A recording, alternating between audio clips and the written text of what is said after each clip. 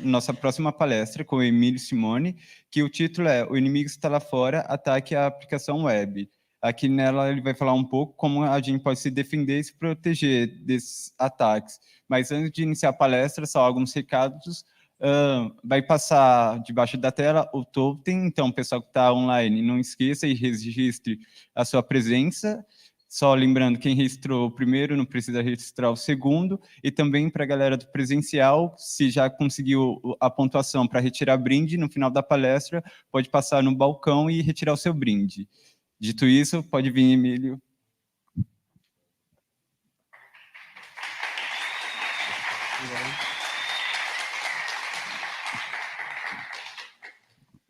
Bom, boa noite, pessoal. Queria começar aqui agradecendo o convite do Samuel e todo mundo dando os parabéns pela organização. E também aos palestrantes anteriores. Pô, muito bom. Quem dera eu, assim, na idade de vocês, assim, tá palestrando, estudando, falando sobre o assunto. Vou falar um pouco hoje sobre pentest, que a gente chama de segurança ofensiva. Caso alguém tenha alguma dúvida, fique à vontade para me interromper. Não espere até o final, levanta a mão, a gente para, a gente fala. Eu acho que assim fica mais interativo. E se eu me empolgar muito aqui, eu vou falar muito rápido, também pode me interromper. Falar um pouco sobre mim. Eu trabalho nessa área há mais ou menos 20 anos, sou especialista em cibersegurança e fraude no Banco Itaú. Já vi várias pessoas aqui que fazem estágio lá, que trabalham lá, inclusive a gente tem várias vagas em aberto. Pô, procurem a gente, que é um lugar bem legal de se trabalhar. O ano passado eu fundei uma empresa focada em segurança ofensiva, que é a HT Security, onde a gente trabalha com desenvolvimento de cibersegurança, fraudes online e golpes. E falar um pouco como eu comecei, né? Eu falei que eu trabalho há 20 anos, mas eu comecei um pouco antes. Comecei em torno de 14 anos a me interessar por essa área assim, de programação. Eu queria ser desenvolvedor de jogos, igual a palestra anterior, né? E aí um professor meu teve a brilhante ideia de mostrar um filme para a gente, lá no segundo grau ainda, que chamava Hacker Zoom.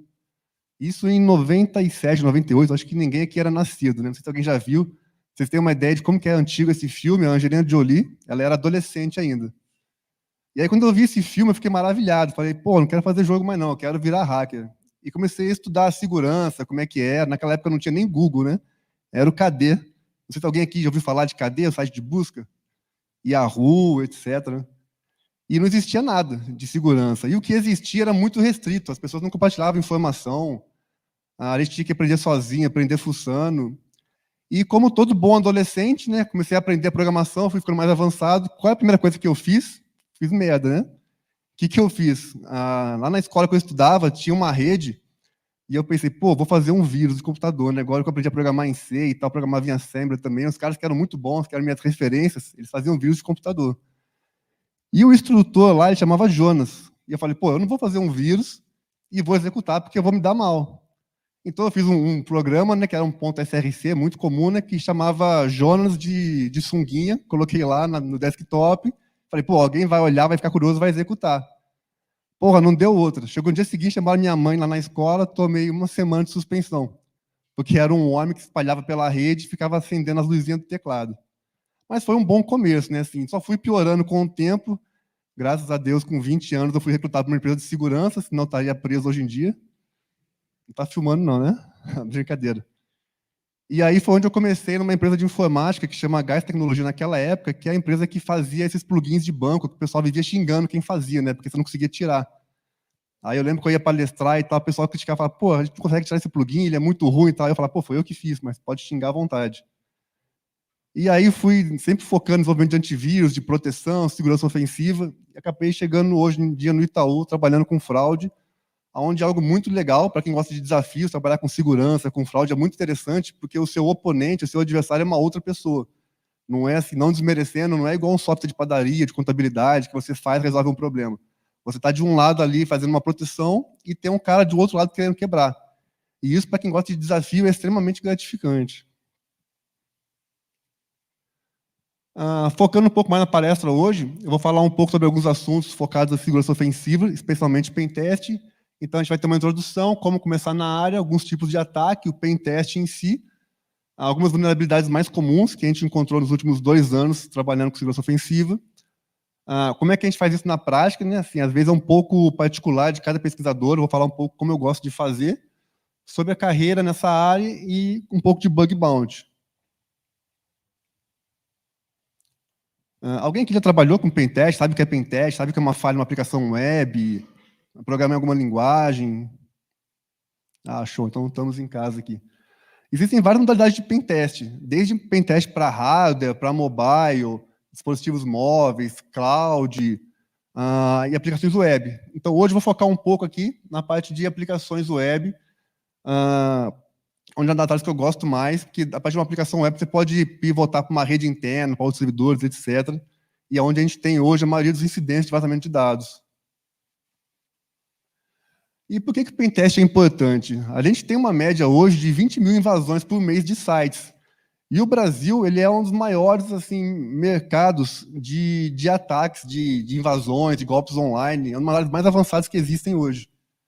E isso causa muitos prejuízos. Para vocês terem uma ideia assim, como que é o nível de fraude no Brasil e ataques, ontem eu estava falando com um amigo meu que foi para os Estados Unidos, para um fornecedor de soluções de segurança, e ele perguntou, pô, como é que está a área de cibersegurança, de fraude no Brasil? E aí, por coincidência, eu tinha visto um vídeo lembrando de um golpe que teve o ano passado. Não sei se vocês vão lembrar. Foi lá no Rio, foi perto da minha casa, num hotel bem famoso, lá não vou falar o nome, mas foi um hotel bem grande e caro, onde algumas pessoas que eram fraudadores bancários tiveram a brilhante ideia de dar um curso presencial de como fraudar, como ganhar dinheiro com golpes da internet. Alguém ouviu essa matéria na televisão ano passado? E o que aconteceu? Os caras deram um curso de final de semana, 3 mulheres assim, vieram da Bahia para fazer o curso, e aí eles ensinavam assim, no sábado como dar fraude na internet, vários tipos de golpe. Os alunos tinham que aplicar os golpes. O único pré-requisito era que a conta usada laranja era a conta que os instrutores forneceram. Então, esse grupo de 3 mulheres aí que ficou em primeiro lugar, de quem fraudava mais, fraudou 3 milhões em um sábado e domingo. E aí, chegou no domingo, eles deram um almoço, né, no final do dia iam dar certificação, iam dar o dinheiro para todo mundo. Os 3 instrutores sumiram com o dinheiro de todos os alunos.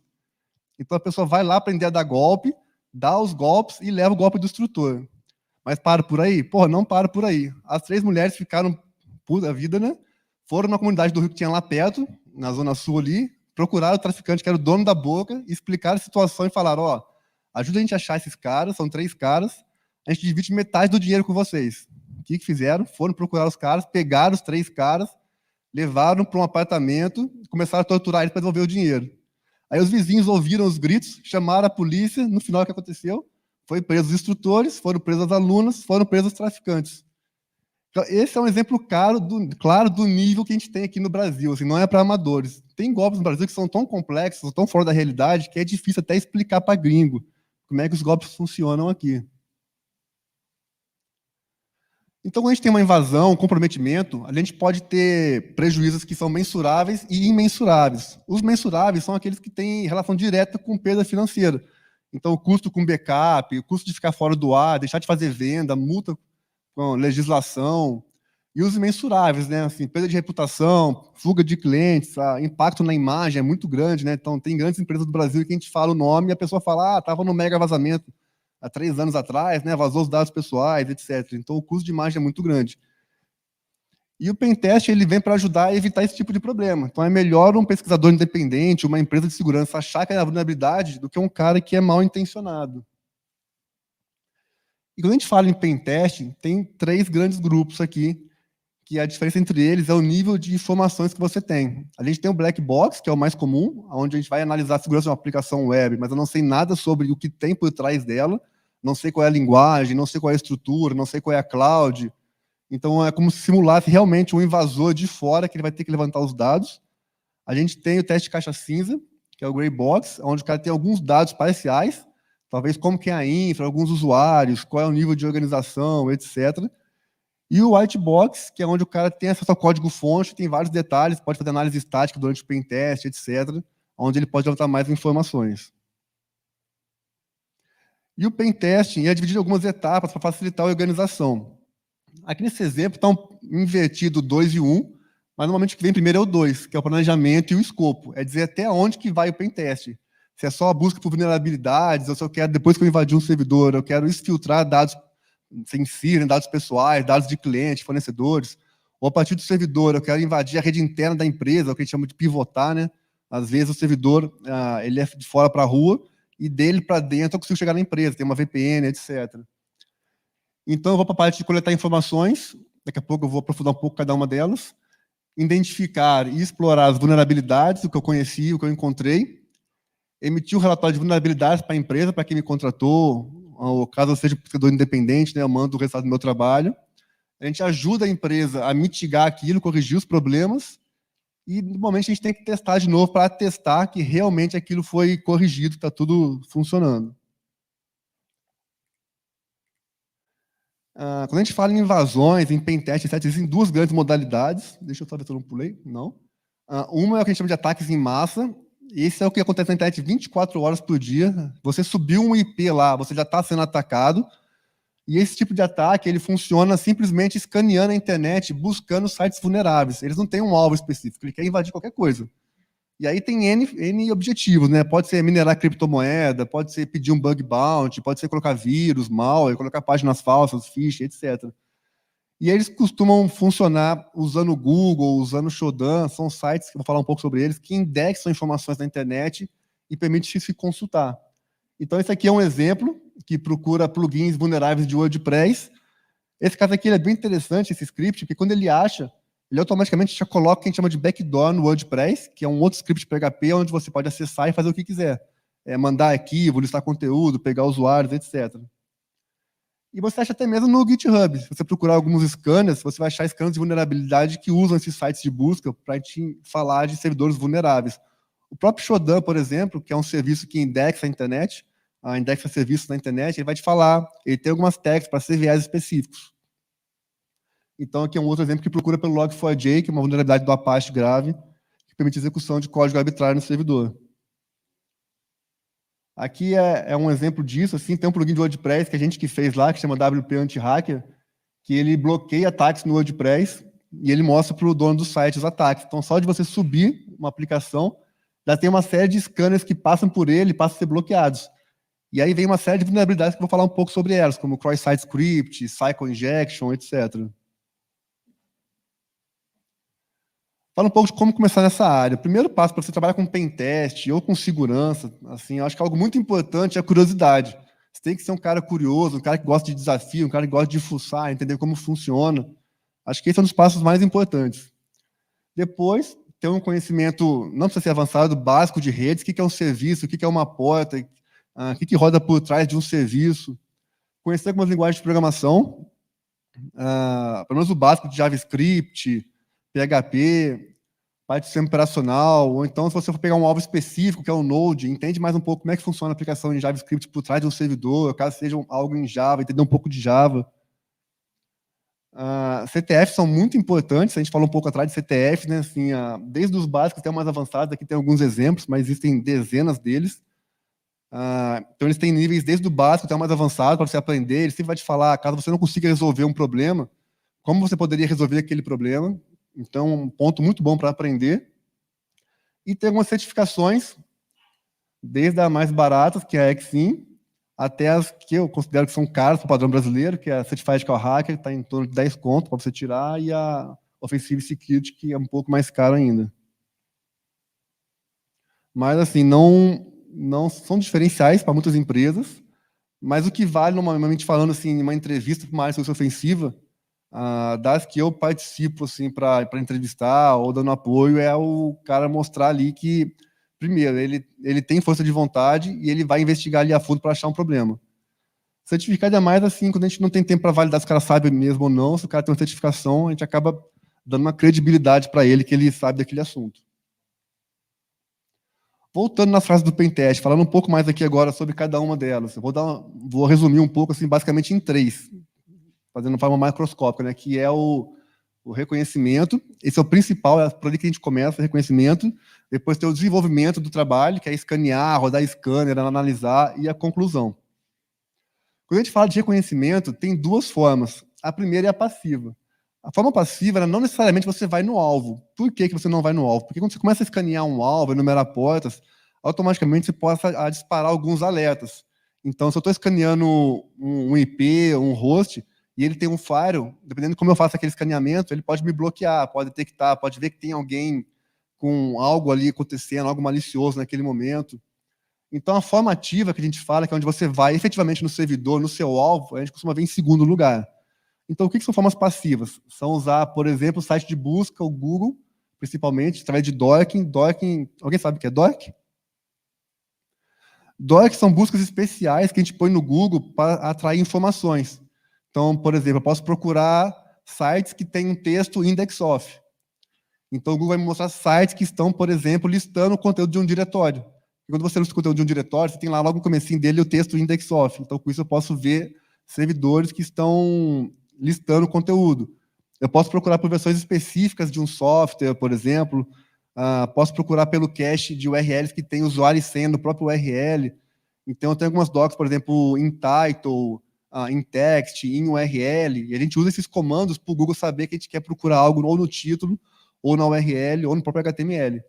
Isso acaba gerando muitas informações úteis para a gente. Se você colocar, por exemplo, lá no Google, em URL, .git, você vai acabar achando vários sites que acabaram subindo sem querer o arquivo do Git de configuração de versionamento. Então, aí você pega esse arquivo, você consegue baixar ele, pegar o histórico de commit, reverter, pegar o código-fonte, etc. O Wayback Machine, esse aqui é uma maravilha assim, para o pen testing. Ele é um serviço que ele vai escaneando a internet e gravando versões antigas de um próprio site. Então, eu consigo vir aqui no Wayback, por exemplo, ver como é que era o site do Itaú há 10 anos atrás, 15 anos atrás, uma semana atrás. E por que isso é bom? Porque, às vezes, o cliente ele atualiza o site, mas ele mantém versões antigas ali, que ele esquece de corrigir um problema, esquece de aplicar uma correção, tem vulnerabilidades, e a gente pode entrar por ali. Isso acontece muito. O Fofa, ele é uma versão mais completa e mais barata, até gratuita, do Shodan. Eles são serviços que varrem a internet, então, para cada IP online que ele acha, ele vai verificar todas as portas abertas. Para cada porta aberta, ele vê qual é o serviço que roda ali, qual é a versão, se aquela versão é vulnerável ou não, e ele indexa isso. Então, você pode acessar o Shodan, o Fofa, e procurar, por exemplo, me fala servidores no Brasil que tem a vulnerabilidade Log4j. Ou me fala servidores no Brasil que são .gov, que tem o CVE 2024, alguma coisa. E isso acaba ajudando bastante. E o AMES, ele é uma ferramenta que enumera subdomínios. A gente também usa muito isso em pentesting, para achar, por exemplo, eu tenho lá meu site.com, mas eu também tenho vários subdomínios que são subsites dentro do meu site, por exemplo, repositório.site.com, ou então landingpage.site.com, admin.site.com, etc.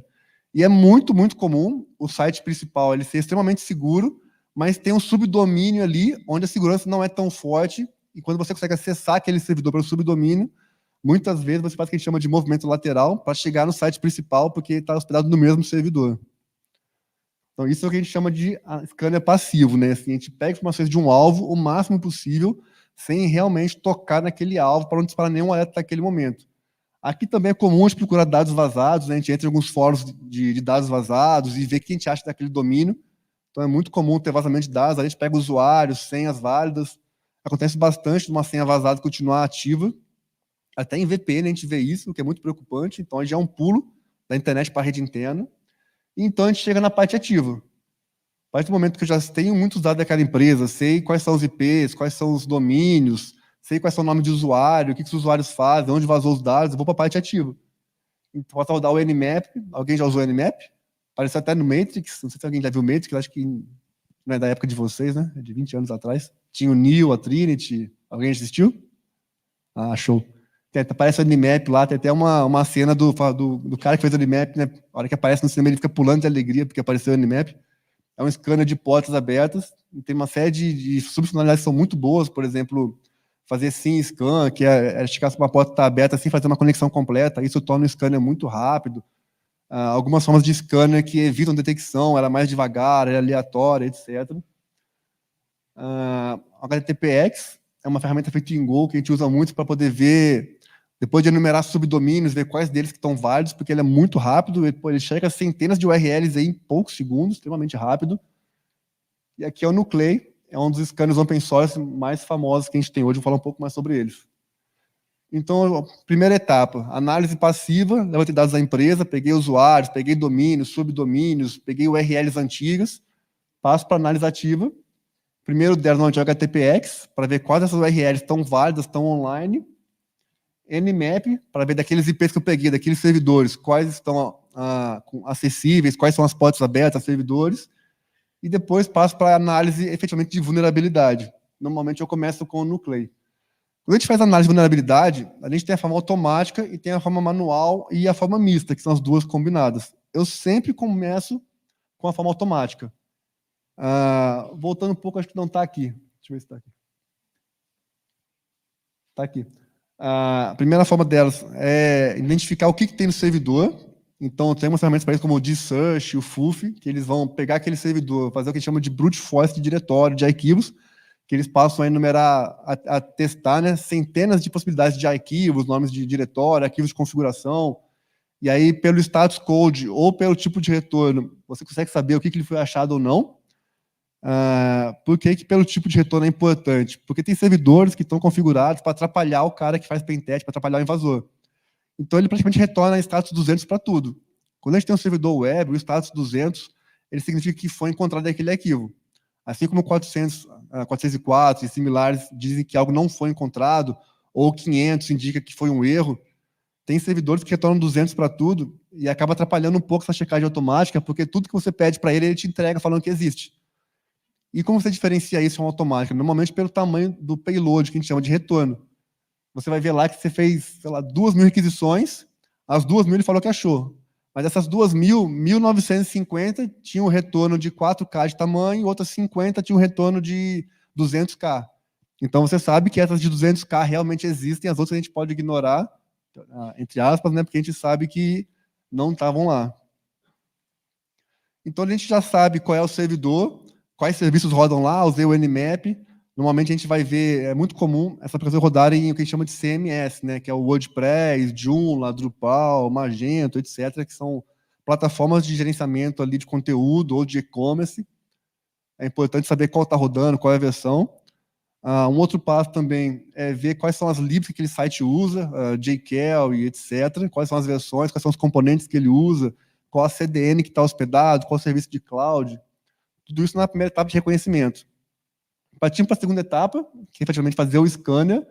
Então, normalmente eu rodo o Nuclei, que é um dos melhores scanners de mercado hoje, open source, feito em Go, ele é muito bom, muito completo, ele é mantido pela comunidade, então sai uma falha nova, no mesmo dia já sai no Nuclei. Aí eu costumo passar por uma etapa intermediária, que é usando ferramenta automatizada, que tem uma parte manual, eu gosto muito do WASP-Zap, que também é gratuito. Ele permite você configurar, ele dá o WASP, inclusive, assim, a WASP é uma instituição que mantém uma série de informações sobre vulnerabilidades, seja web, mobile, e todo ano eles geram uma lista de top 10 vulnerabilidades para cada área, inclusive para o web. Eu não trouxe essa lista aqui, eu trouxe uma lista hoje baseada nos trabalhos que a gente tem feito, assim, no que a gente mais encontra, porque isso diferencia um pouco, assim, entre uma lista e outra, mas é bem legal, é bem importante, sim, conhecer a WASP, inclusive eu faço parte da WASP. Próximo passo é o Zap Proxy, que é da WASP, é uma ferramenta mista. Mista por quê? Porque ela tem um scanner automático e tem a parte manual. E qual que é o legal dessa ferramenta? Quando você configura ela como um proxy e você instala ela no Firefox, você passa a navegar numa aplicação que é o seu alvo e ele passa a recordar essa navegação sua, de forma que depois ele vai usar o que você navegou para testar as vulnerabilidades. Isso é muito interessante, acaba achando muitas coisas.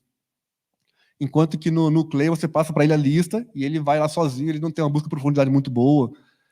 Então, algumas coisas de SQL injection, daqui a pouco eu explico o que é, ele acaba não pegando, mas também é muito importante.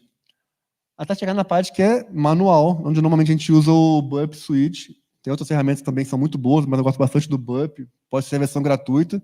A única limitação é que os plugins, tem plugins que são só para a versão paga, você talvez não consiga usar, mas a versão gratuita ela atende perfeitamente.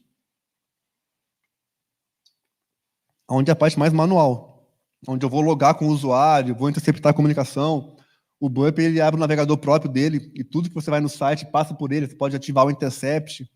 E aí o que a gente faz normalmente é mudar, né, os campos, checar, por exemplo, vulnerabilidades como o IDOR, que eu vou falar um pouco sobre ela, mudar de um usuário para outro, alterar o cookie, alterar a sessão, ver se aquela sessão JWT está sendo checada, etc. E aí a gente acaba finalizando a etapa de análise efetivamente, que é onde a gente gasta mais tempo, é aquela parte anterior. Assim, em uma semana eu faço um trabalho de pentest, Acaba que 4 ou 5 dias é efetivamente fazendo análise de vulnerabilidades, desde a automatizada até a manual. E aqui chega no final do trabalho. Não, desculpa, aqui é a parte dentro do escopo, onde a gente vai tentar expandir o escopo. Então, eu achei vulnerabilidades, dependendo do meu escopo, do meu contrato de trabalho, eu vou tentar fazer um agravante, então eu vou tentar tirar dados de lá, pegar dados de usuário, dados de fornecedores, documentações técnicas, tudo que for sensível, vou tentar tirar daquele servidor, é claro, com a devida autorização do alvo, né, do cliente. Persistência. Uma vez que eu achei uma vulnerabilidade que eu posso pegar um acesso no servidor, eu tenho que conseguir manter o meu acesso, caso aquela vulnerabilidade seja corrigida.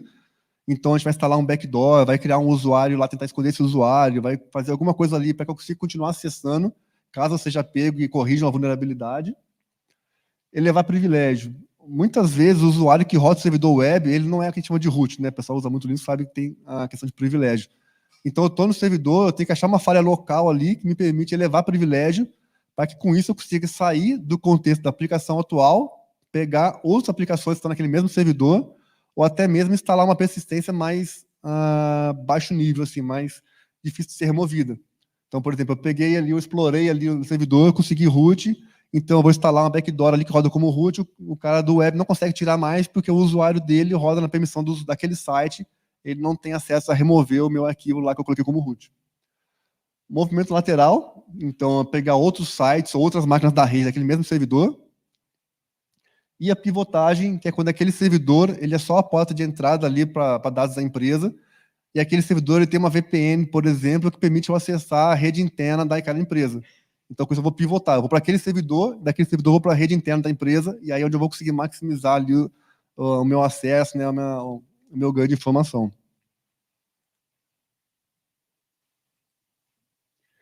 E a fase final é entregar isso para a empresa.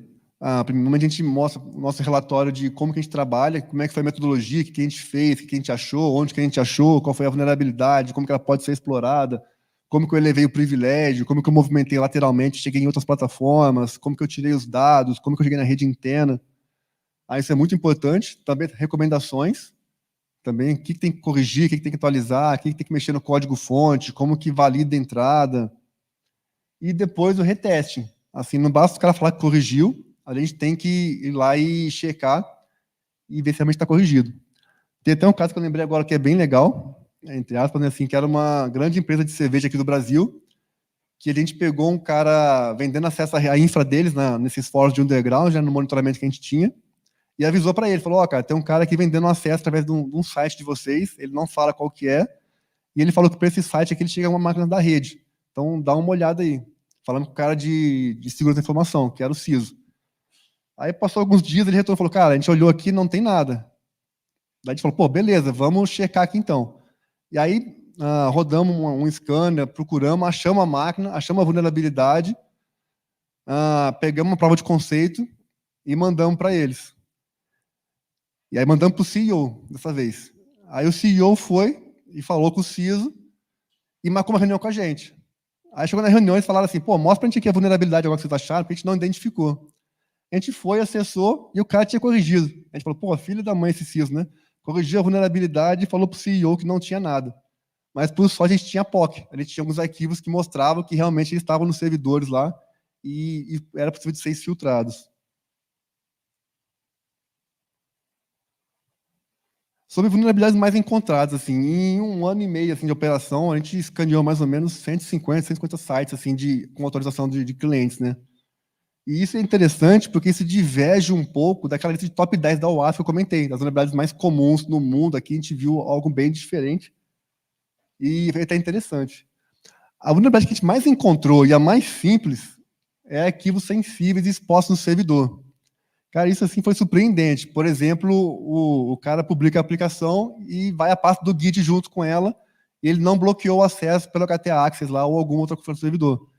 E aí, quando você vê, por exemplo, um ponto .git no servidor, tem algumas ferramentas que elas fazem o dump, chama, inclusive Git dump, que ela pega esse Git que está lá exposto no servidor, você consegue reverter, pegar o código-fonte, pegar todos os commits, e aí o estrago é gigantesco, porque ali você pega os secrets, né, você pega chaves de acesso a cloud, chave de acesso a banco de dados, usuário e senha, uma série de coisas.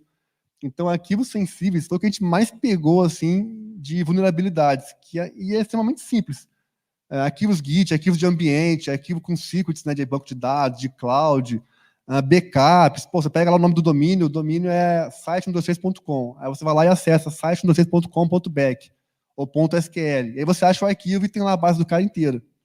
Então, às vezes as pessoas acham que algo é muito complexo, a vulnerabilidade é extremamente complexa de se explorar, tem CVE. Pô, mas nada disso. A mais comum é um erro humano que acha que ninguém vai achar aquele arquivo lá e mantém aquele arquivo lá, a gente acessa, baixa e tem acesso completo. Cross-site scripting também acontece bastante, inclusive persistido, né? Cross-site scripting é quando você tem uma entrada na aplicação web e ela pega aquela entrada e coloca na própria aplicação web de forma que ela vai renderizar aquele conteúdo. E aí você pode pôr um JavaScript ali, por exemplo, que direciona o cara para um phishing ou pega o cookie dele. E quando ela é de forma persistida, isso é até mais grave. Imagina, por exemplo, um site de notícia onde eu posso comentar. Eu vou naquele comentário e coloco lá uma função JavaScript que redireciona o usuário para o meu site, mandando o cookie dele para mim. Então, todo mundo que vê aquela notícia vai executar esse JavaScript e eu vou pegar o cookie dele, com o cookie eu consigo acessar a aplicação se passando por ele. Cycle Injection, é onde a aplicação tem uma entrada e isso vai para o banco de dados, e se ele não validar isso corretamente, eu posso colocar comandos especiais de banco de dados, como, por exemplo, quebrar uma aspas, fechar uma ponto e vírgula, colocar um comentário e pôr um comando depois. Então, eu consigo, por exemplo, bypassar uma autenticação. Tem uma ferramenta muito boa que chama SQL Map. Você consegue, inclusive, executar comandos arbitrários no servidor, dependendo do banco de dados vulnerável. Isso vira um RCE.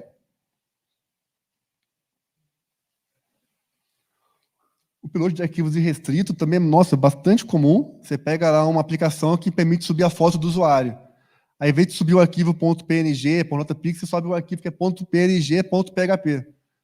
E aí ele vai lá, ele vê um .png, pô, tá ok, pode subir o arquivo. E aí você olha lá, a foto não aparece, você pega o URL da foto, acessa ela, você está renderizando o seu arquivo PHP, que é basicamente o acesso irrestrito naquele servidor. E DOR, nossa, essa aqui é campeã para vazar dados. Essa também acontece muito, principalmente em APIs. Imagina que eu tenho aqui uma aplicação de usuários onde eu acesso a aplicação /CPF. E aí eu olho lá meus dados lá na minha página de configuração. Então, tem aplicações que, se eu tirar meu CPF e pôr o seu CPF, eu vou ver a sua conta. Imagina um site de banco, por exemplo, que recebe lá na URL ou no requisição a agência e conta. Então, eu tiro a minha agência e conta, ponho a sua, ponho de outro cliente e acabo mostrando dados de outros clientes. Daí, o que o atacante faz é automatizar isso e rodar esse acesso para 300 milhões de CPFs, e aí, com isso, a gente tem, por exemplo, dados vazados de todos os brasileiros. Essa falha aqui acontece bastante, principalmente em API. Assim, às vezes o front está lá bonitinho, você vai lá ver por baixo dele, você vê o acesso a uma API, onde essa API recebe um CPF, uma agência de conta, um e-mail, ou um número, bastante um número incremental. Por exemplo, o meu lá usuário é 12345. Eu mudo para 12346, 12347, e acabo pegando dados de outros usuários. E com isso eu acabo baixando todos os dados do site, de todos os usuários dele. LFI, que a gente chama de Local File Inclusion. Então, o site tem lá, ele vai exibir uma imagem, ele só recebe o foto.jpg, ele vai lá localmente, abre esse arquivo e exibe na aplicação web. Então, eu vou lá e tiro essa imagem.jpg e coloco lá /etc/pswd, onde tem o esdrúxulo, né? Ele vai lá e vai me mostrar o conteúdo de senha. Então, teoricamente, eu consigo incluir qualquer arquivo que está no servidor. Outros mais específicos para a API. Esse aqui é bem interessante também, Cross-Site Request Forgery. Imagina que a gente tem um site, por exemplo, de transferência de valores. E essa URL de transferência, ela recebe uma chave Pix. Então, quando o usuário abre ela, já vem lá, o Pix é emiliocine@gmail.com e faz o Pix para mim. Agora, imagina que o atacante te manda uma URL com o meu e-mail, e a hora que você abre essa URL, ele já faz o Pix para aquela URL. Então, essa é uma vulnerabilidade que a gente controla com SRF, que é aquele token forgery que a gente fala. É quando uma URL ela faz uma ação sem checar efetivamente o acesso anterior daquela URL. E isso vale para troca de senha, a gente vê muito isso em troca de senha. A gente manda a URL para a vítima, para trocar a senha já, e a hora que ela abre a URL, a senha dela já troca automático. E aí o atacante já tem acesso àquela conta, porque o site não verificou se aquele acesso tinha um token válido de acesso anterior. Então, aquilo lá consegue ser forjado. A RFE, que é a execução de código arbitrário, também acontece às vezes. quando o código ele executa alguma coisa remota, ele não espera que a gente vai embutir um comando junto, então a gente põe, às vezes, ponto e vírgula, traço, pipe, e acaba conseguindo concatenar um comando, a instrução. E o Server-Side Request Forge ele é mais focado em API. Imagina que a gente tem uma API que checa, por exemplo, o health de um serviço. Então, eu passo para ela um nome de serviço, ela vai lá e conecta naquele serviço e vê se está ok. Opa, está ok, está online. Então, imagina que, em vez de eu pôr um domínio ali, eu ponho o IP da rede interna da empresa. Ponho 92.68.01, 92.68.02. Com isso, eu consigo ver, ter uma imagem da rede interna de uma empresa sem ter problemas com o Firewall, por exemplo. Eu vou estar fazendo uma requisição de lá de dentro da empresa para a própria empresa. Na prática, como é que eu costumo trabalhar, assim, só para ter uma ideia como é que isso é na prática, né? Então, primeira etapa, que eu comentei antes, é a parte de análise passiva. Uma coisa muito importante também aqui é a organização. Como existem centenas de vulnerabilidades, é bom você ser organizado, você seguir uma sequência assim, de análise lógica, né? Então, isso primeiro, acabou isso aqui, vou para isso aqui segundo, terceiro, quarto, sempre assim da parte mais passiva, levantando informações, até a parte mais específica, as partes automatizadas primeiro, para depois para a parte manual. E é como se fosse uma árvore de decisão, assim, não um to-do list, né? Vai colocando as coisas ali que eu fui fazendo, status, sucesso, ok, observação, e um vai gerar insumo para o próximo. E no final você tem um to-do list gigante de o que foi checado. Então, análise passiva, eliminação de subdomínios, checagem de URLs antigas, checagem de infra beta, checagem do que foi indexado pelo Google. Depois de tudo isso que eu achei aqui, centenas de URLs, milhares de links, etc., veja o que está online. Então, usa a TPX para isso. Próximo passo, do que está online, ver quais são os serviços que estão rodando ali. Ele roda um FTP, roda um web server, qual é a versão, roda uma aplicação de CMS, roda WordPress, usa essas bibliotecas, está nessa cloud. Depois é a análise em si. Rodar scanners de vulnerabilidade, rodar Nuclei, rodar o WAF Proxy, se for um CMS, um WordPress, WP Scan, tudo que é automatizado, rodar, para depois pode ir para análise manual. Importante, ver qual é o WAF que é utilizado. Dependendo do WAF, tem coisas que você sabe que você não pode fazer, ou tem coisas que já existem bypass específicos para eles, principalmente cross-site script, por exemplo. Se eu sei que ele usa CloudFront, eu vou procurar algo específico. Se eu sei que ele usa da Azure, eu vou procurar um outro. Identificar usuários válidos também é importante, porque se eu acho um usuário válido com senha vazada, a chance daquela senha continuar funcionando é muito grande. Porque é muito comum aqui no Brasil a gente reaproveitar a senha. E a nossa lógica de senha ela é bem interessante, né? Assim, se eu tenho uma senha, por exemplo, a minha senha ela é Emílio Simone. Deu 6 meses, eu tenho que mudar a senha. Qual que vai ser a minha senha? Quem chuta aí? Exatamente. Emílio Simone 1, Emílio Simone 2, Emílio Simone interrogação. Cara, e todo mundo faz isso. A gente vê na prática que isso é muito comum. Então, eu peguei uma senha vazada, o cara mudou, o cara colocou 1 no final. Teve uma que foi bem engraçada, que a senha do cara é 1, 2, 3 mudar. Aí o cara mudou, falou, corrigi a vulnerabilidade. Rodamos brute force, qual era a senha do cara? Quem acerta aí? 1, 2, 3, mudei. Falei, não adiantou nada, né? Continua o brute force pegando.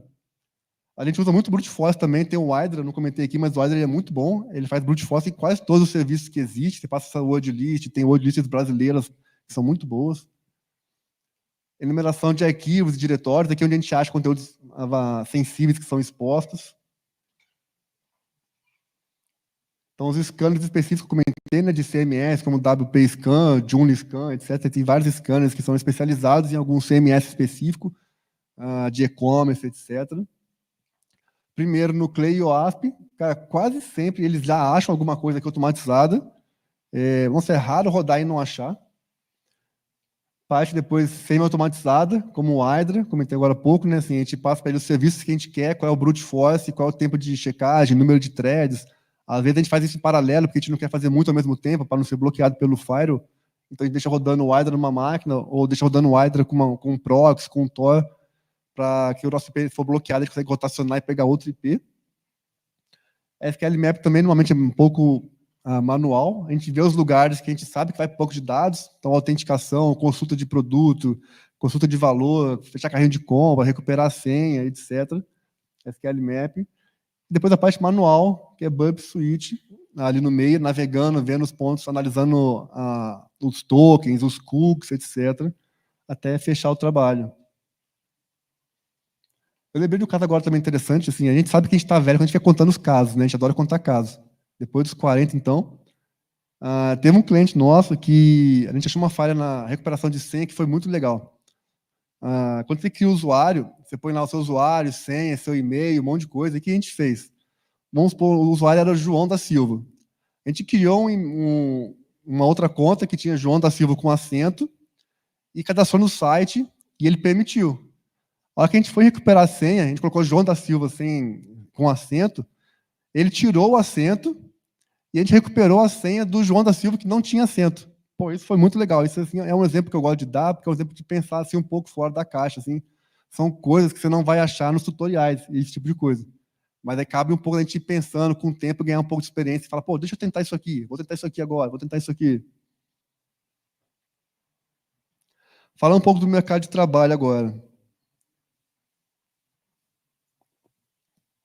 Tem algumas áreas que é muito comum de aplicar pentest e usar. A primeira delas é o Red Team, que é a área que efetivamente é responsável por ataques, né, na instituição, ataques nos aplicativos, é a área que vai atacar para simular, encontrar problemas antes que o invasor ataque. Então, é a área onde a gente mais vê hoje, assim, o pessoal de pentest atuando, é a área de Red Team, é a área ofensiva. A área Blue Team, ela é praticamente ao contrário, é a área que é responsável por quando tem um problema, ela simular aquele problema e garantir que tem contramedidas para aquele problema, inclusive a identificação do problema em si. Então, para você saber se você consegue identificar um problema ou não, você tem que fazer o ataque. Então, você faz o ataque, olha no SOC e vê, opa, o SOC pegou? Pegou. Vou rodar um scanner aqui, ver se gerou um alerta lá no seu CIEM. Gerou um alerta? Gerou. Beleza. Pentest específico, você pode trabalhar só com pentest. Quando eu tinha 16 anos, o que eu fazia? Eu procurava vulnerabilidade em algum site, né? Aí via quem era o dono do site, ligava para ele e falava, pô, achei uma falha no seu site e tal. Você não quer que eu te ajude a corrigir? Você me dá uma grana? E minha adolescência eu ganhava muita grana assim, fazendo isso. Alguns me xingavam, não gostavam, mas alguns acabavam pagando. E hoje em dia é muito valorizado o pescador independente. Hoje em dia as empresas, no Brasil talvez não tanto, né? No Brasil é legal porque você acha uma vulnerabilidade, você fala pro cara, o cara fica puto com você. Mas lá fora isso é muito valorizado, cara. Assim, pô, o cara fica agradecido, eles pagam bounty para você. Então é bem interessante, assim, pesquisador independente. Não é fácil, assim, não vai achando que você vai chegar em casa hoje, vai rodar um scanner, vai achar falha, vai ganhar $1.000, $2.000. Normalmente é o contrário, análise manual que acha essas vulnerabilidades. Algumas até, assim, não permitem análise automatizada, mas é uma opção interessante para quem quer se desenvolver e avançar. Análise de parte independente. E acaba chegando assim bug bounty, que são plataformas onde as empresas elas pagam para que você ache vulnerabilidade no seu próprio site. É claro que tem algumas regras, né? Então pode ser no aplicativo web, no aplicativo Android, aplicativo para iPhone, no próprio site, numa API específica. E aí cada empresa ela tem seus ranges de pagamento, né? Falhas críticas pagam $5.000, falhas que são nível low, eles pagam $100, ou por grupo, né? Cross-site script é tanto, subdomain takeover não paga nada. Cycle Injection é tanto, e algumas falam, por exemplo, que não pode rodar scanner automatizado, não pode ter mais do que 5 scanners por segundo, ou 100 por minuto, justamente para a pessoa não chegar lá e rodar um scanner só, e todo mundo, imagina 1.000 pessoas rodando um scanner, né, numa empresa, vai acabar com a infra dela. Então aqui são algumas opções de tentar, assim, ver um pouco empresas que pagam pelas vulnerabilidades, você puder tentar achar alguma coisa ali e ganhar dinheiro com isso. Bom, e é isso. Caso alguém queira procurar saber mais aqui, tem o QR Code do meu LinkedIn. Galera mais nova para o Instagram, né? No Instagram não entrem. É um Instagram de um crossfiteiro frustrado. É melhor entrar no LinkedIn ali que tem coisas legais. E é isso, pessoal. Qualquer dúvida, todos podem me procurar. Gosto muito de falar sobre isso. Novamente, obrigado aí pelo convite.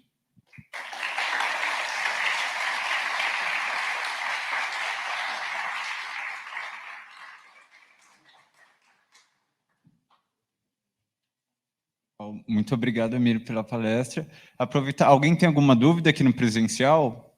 Temos ali, uma aqui. Muitas dúvidas, bacana. Chico, desculpa, terceirizar o trabalho.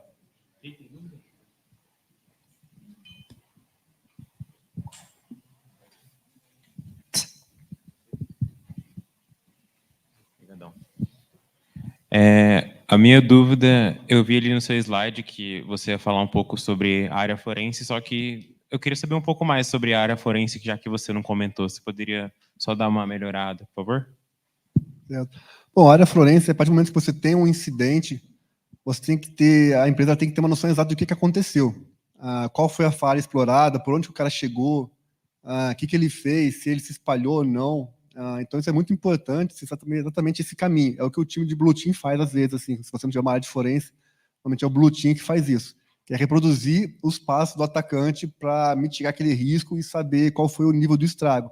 Se teve vazamento ou não. No Brasil, nem tanto, mas lá fora, por exemplo, se você teve um incidente com vazamento de dados, você tem que falar com o governo, você tem que falar o que aconteceu, o que vazou, você tem que notificar os clientes. Se você não notificar, se você esconder um vazamento, aí a multa é muito maior do que o seu problema em si de vazamento. Agora que o Brasil está chegando nesse nível também. Então, a forense é você rodar ferramentas, por exemplo, que vão te mostrar tudo que foi alterado no sistema de arquivo, analisar o seu sistema de log e ver, assim, baseado no seu log, o que pode ter acontecido, mostrar explorações de vulnerabilidade. Então, a ideia realmente da parte forense é refazer esse caminho do atacante para entender como que ele chegou ali e o que ele fez ali. Vazou dados, não vazou dados de cliente, etc. Muito obrigado. Boa. Quem tem mais essa pergunta?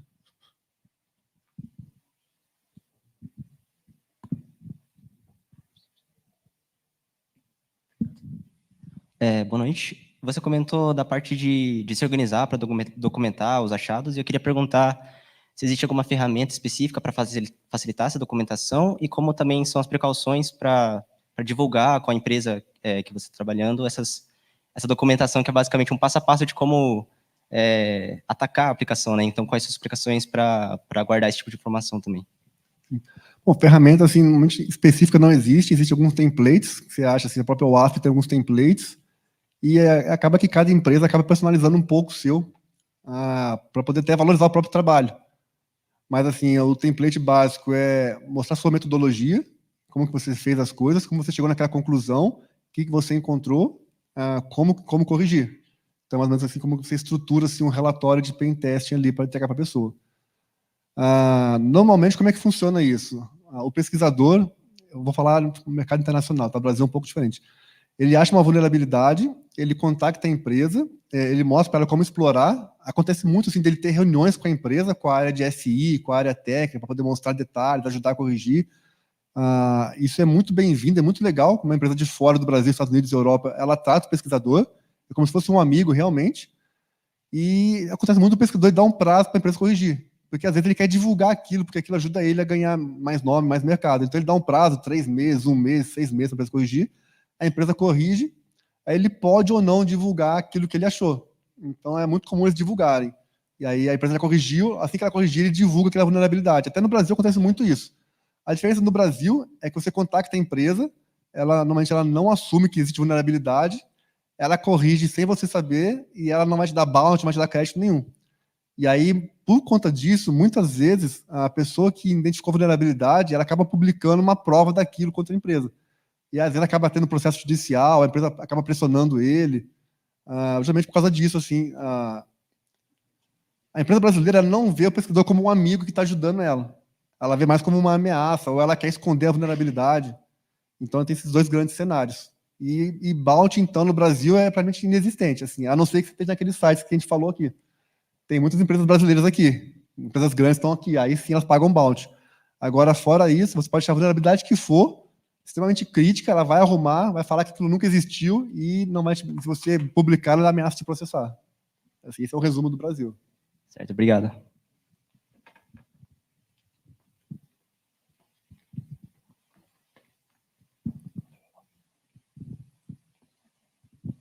Boa noite.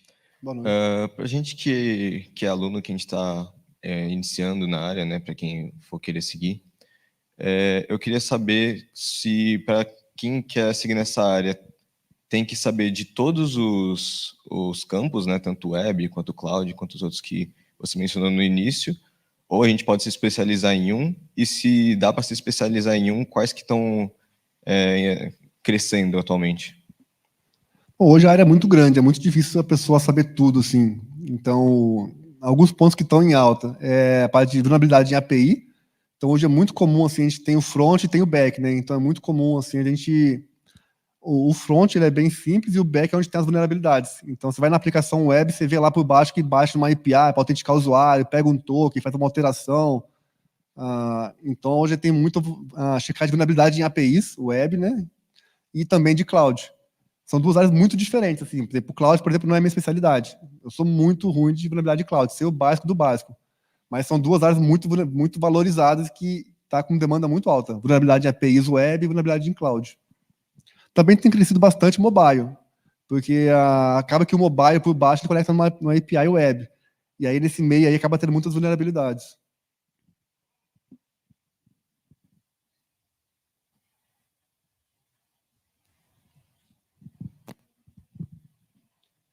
Boa noite. Você comentou que você faz parte da OASP e eu queria que você falasse um pouco mais como foi o processo para você virar membro e sobre isso. Então, foi bem tranquilo, porque tem alguns brasileiros que já são membros e eram conhecidos meus. Aí eles me chamaram, pô, não quer vir para a OASP e tal, pode te convidar, te colocar como membro, a gente recebe dados assim, antes de sair alguma vulnerabilidade, algum relatório, acabam mandando para a gente. Então, foi basicamente, me deram um link de inscrição, me inscrevi, falei da minha experiência, eles aceitaram e tô lá, assim, até hoje. Não sou um Head Member é o cara que representa a OASP no país, assim, tem um cara que é de Porto Alegre, mas você acaba tendo acesso à comunidade, e isso é a parte mais legal, trocar informação, etc. Obrigado.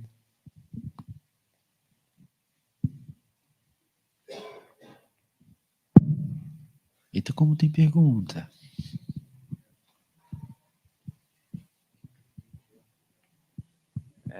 Oi, boa noite, de novo. Eu queria mais saber sobre a sua perspectiva para análise de vulnerabilidades com o avanço da inteligência artificial. Você vai reduzir, aumentar? Eu queria saber a sua opinião. Eu já fiz vários testes assim, com versões de LLM assim, para análise de vulnerabilidade. Todas elas são muito superficiais. Eu acho que um dia pode chegar num ponto que vai ser bem interessante, mas a gente está bem longe disso. Eu gosto de usar mais para a parte de relatório. Até esse foi um teste que foi interessante, onde eu peguei uma rede pré-treinada, acho que era o Roberto, que era do Facebook, e aí eu treinei com ela os relatórios que a gente gerava, e aí com isso a gente podia fazer perguntas para essa plataforma. Aí ficou bem interessante. Por exemplo, qual a vulnerabilidade das encontradas é a mais explorada atualmente no Brasil?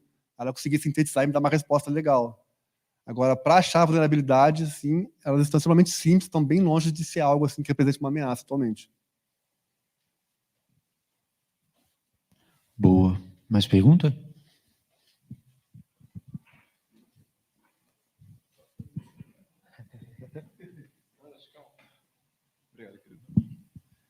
Boa noite. Boa noite. Queria fazer uma pergunta relacionada à computação quântica, um pouquinho com segurança. Eu já vi alguma coisa que computação quântica é bastante usado para fazer a descriptografia de algumas coisas. Existe o uso de computação quântica também para fazer a proteção de um sistema? Ou seria mais relacionado ao ataque dele? Então, assim, essa não é muito assim, a minha área, mas eu posso falar um pouco assim, do pouco que eu sei. A computação quântica é mais usada para quebra de chave criptográfica, né? Você tem que identificar qual é a chave que foi utilizada para cifrar uma informação. Hoje isso ainda não é muito acessível à maioria das pessoas, mas a gente tem hoje assim, pools de GPUs que quebram senhas muito rápido, e isso é mais acessível, talvez hoje seja o risco mais real para a criptografia do que o computador quântico. Essa galera que junta aí centenas de GPUs e consegue quebrar uma senha. Mas tem áreas de pesquisa específicas para a parte quântica, que é para gerar algoritmos que são resilientes à computação quântica. Então, eu acho que assim, é um risco, mas não é um risco acessível a pessoas normais, assim, a gente, assim. Mas é um risco para grandes empresas e a maioria delas já tem áreas específicas tratando como vai resolver esse problema quando ele for um problema assim, mais perto do dia a dia, que é através da própria computação quântica, os algoritmos maiores que sejam resilientes à parte de quebra de chave. Beleza, obrigado. Top. Outra pergunta, alguém? Fechou. Acho que não. Até agora não.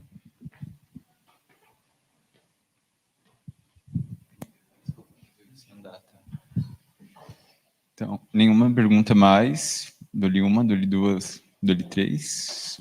Então, novamente, muito obrigado, Emílio. Uma salva de palmas para ele.